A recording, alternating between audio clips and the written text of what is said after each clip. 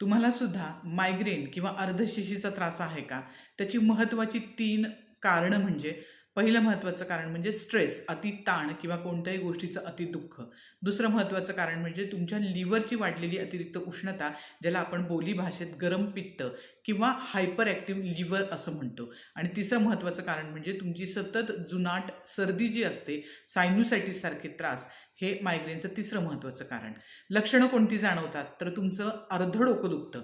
कधी उजव्या बाजूचं किंवा कधी डाव्या बाजूचं अर्धं डोकं दुखणं, सतत डोकेदुखी जाणवणं, त्याबरोबर थोडी चक्कर येणं, मळमळ होणं, उलटी आल्यासारखं वाटणं आणि संपूर्ण मानदुखी किंवा पाठदुखी जाणवणं, आखड जाणवणं, ही लक्षणं तुम्हाला मायग्रेनची पाहायला मिळतात.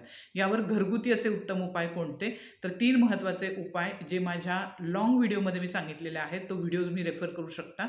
घरगुती उपायांमध्ये नस्य, त्यानंतर लिव्हरवरती आईस पॅक करायचा आहे आणि मीठ पाणी ट्रीटमेंट, ह्या तिन्ही घरगुती उपायांनी तुमचा मायग्रेनचा त्रास पूर्णपणे कमी होऊ शकतो.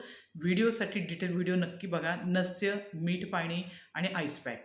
त्यानंतर होमिओपॅथिक औषधांमध्ये नॅट्रम्यूर, स्पायजेलिया आणि सँग्विनॅरिया ही 3 महत्त्वाची होमिओपॅथिक औषधं आहेत. नक्सोमिका देखील आहे.